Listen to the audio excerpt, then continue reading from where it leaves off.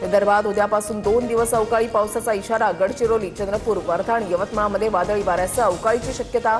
हवामान खात्याकडून सतर्कतेचा इशारा.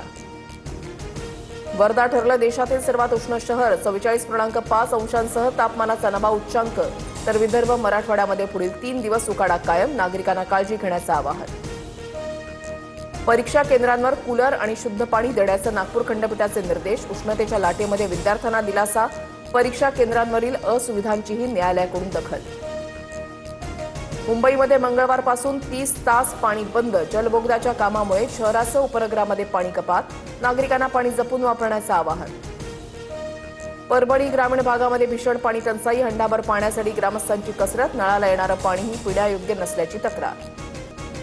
दिल्लीमधील विवेक विहारमधील इमारतीला भीषण आग. 9 जणांचा होरपळून मृत्यू. अग्निशमन दलाकडून रेस्क्यू ऑपरेशन. 14 जखमींना सुखरूप बाहेर काढलं. शॉर्ट सर्किटमुळे आग लागल्याचा अंदाज.